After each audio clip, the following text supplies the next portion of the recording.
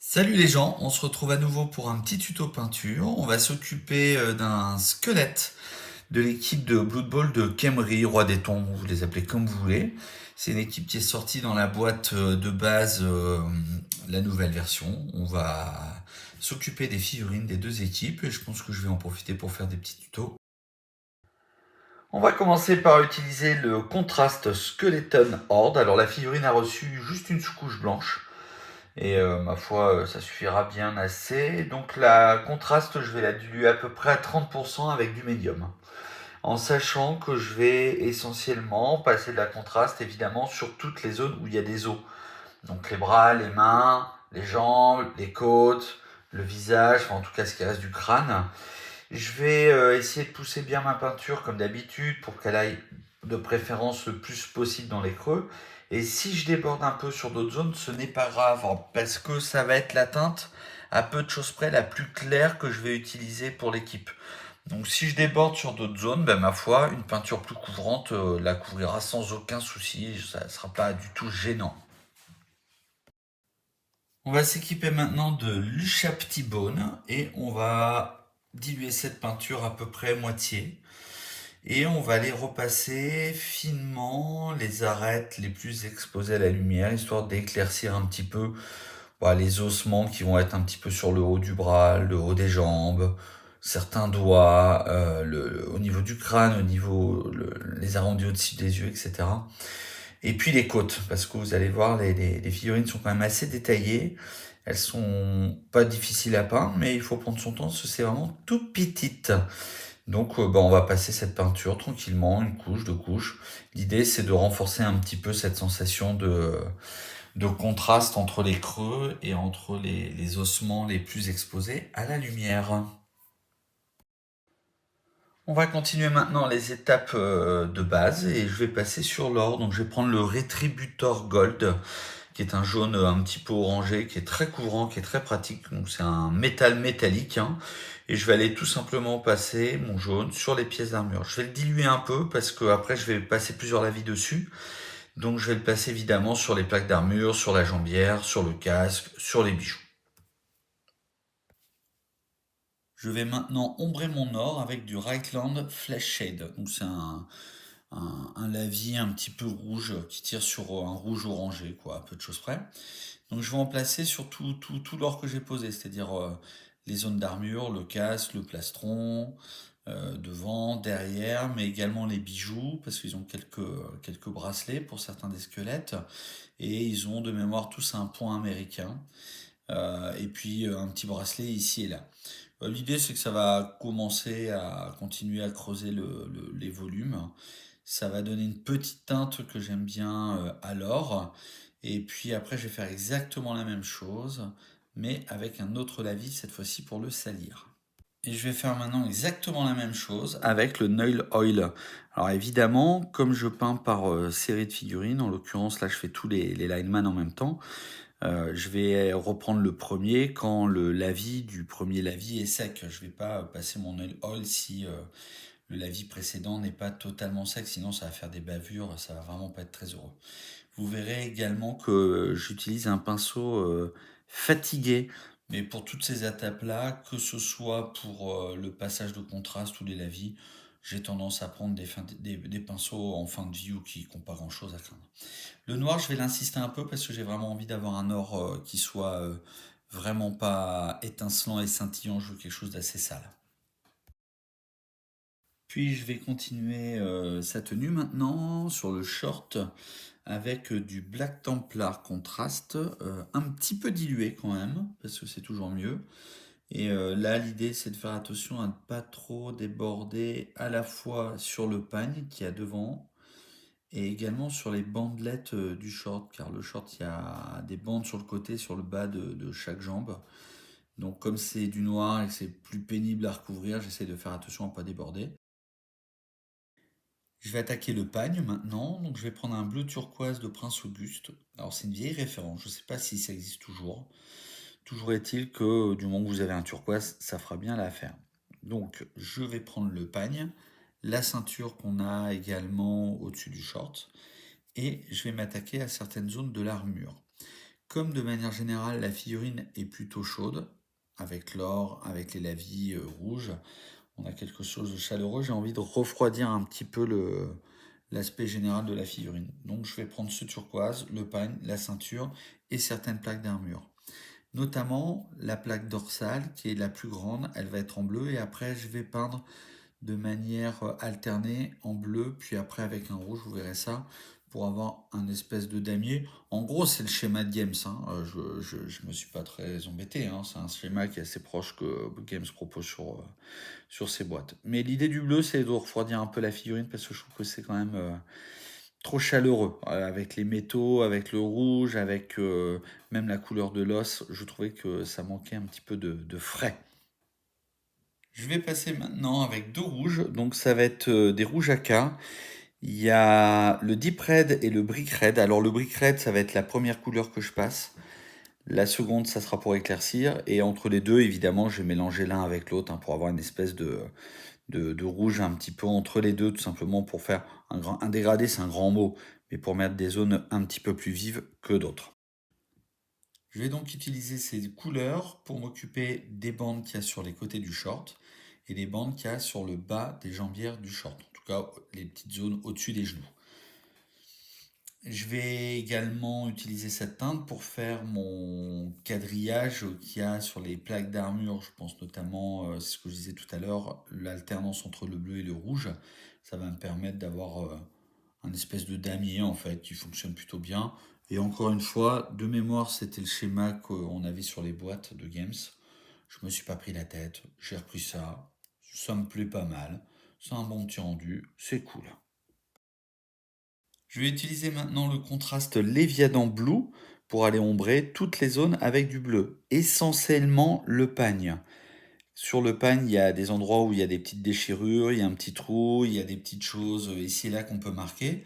Donc je vais, comme d'habitude, fortement cette fois-ci diluer ma peinture à plus de 50, hein. Je pense qu'il y a autant de flotte que de peinture.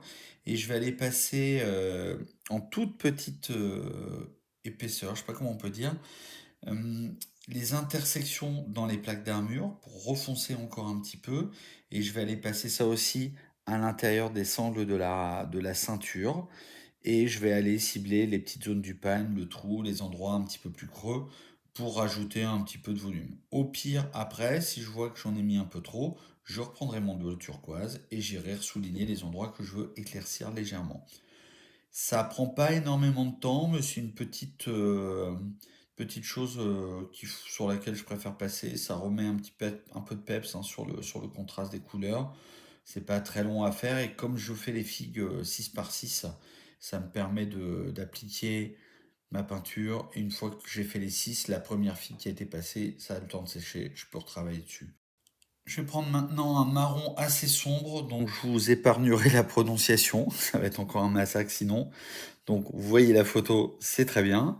Et je vais utiliser ce marron pour deux petites choses assez rapides.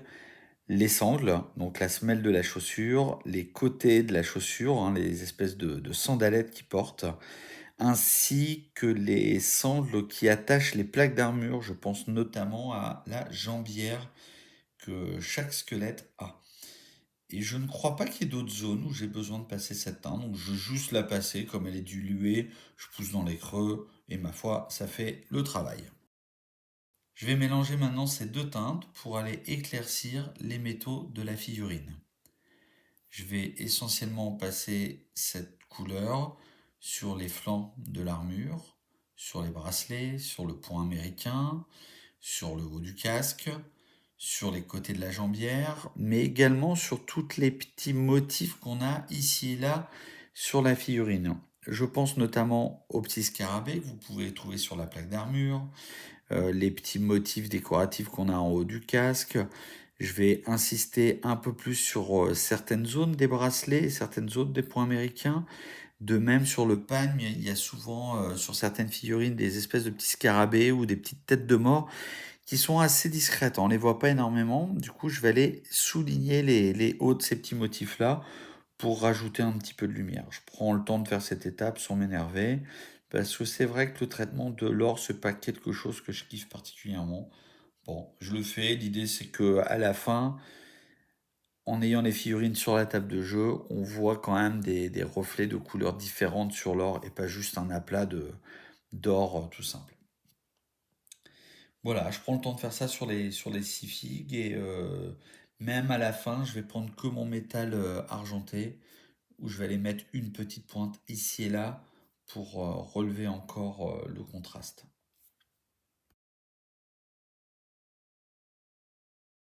On va s'occuper du soclage maintenant et après avoir laissé sécher une pâte de Hakas, c'est une pâte neutre, hein, tout c'est tout blanc.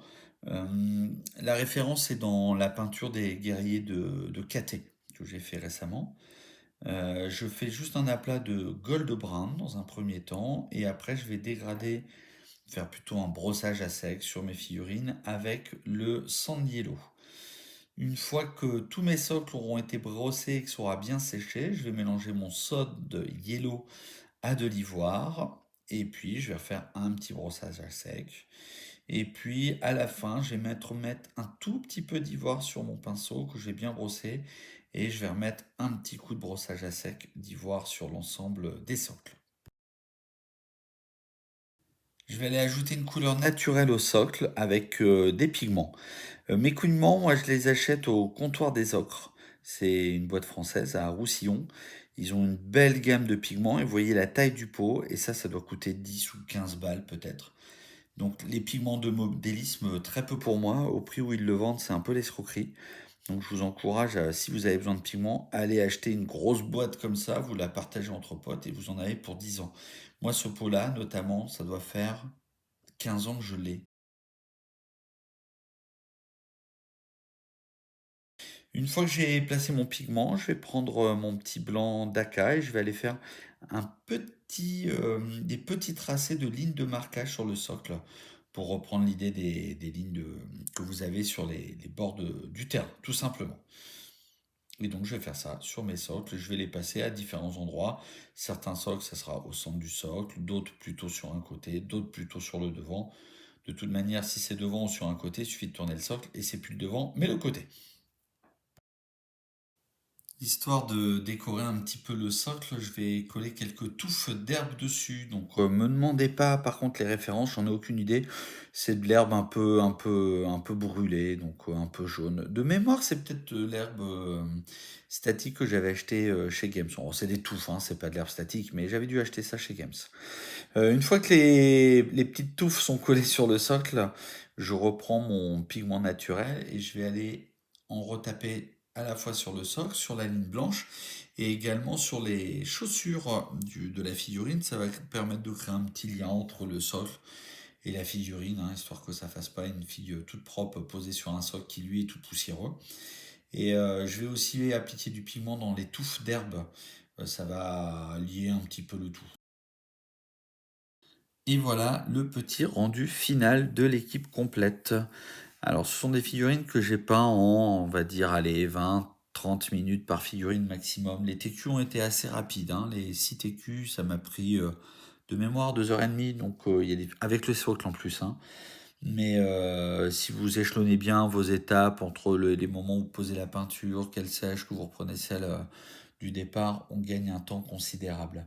Les figurines peut-être les plus longues, ça a été les rois des tombes. En tout cas, les rois des tombes, c'est l'équipe, mais les momies ont été un petit peu plus longues parce que j'ai travaillé un petit peu plus les bandelettes. Bon, voilà. Mais globalement, l'équipe a été assez rapide à faire. Moi, c'est un rendu qui me satisfait. De toute façon, c'est de la figue pour le jeu. Encore une fois, j'ai pas besoin d'un bon niveau plus poussé. Peut-être qu'à l'avenir, je collerai des petits décalcos dans les dos pour placer le numéro des figurines, ce qui pourra peut-être être utile le jour où je les jouerai en ligue, si toutefois un jour je joue ces gens-là en ligue.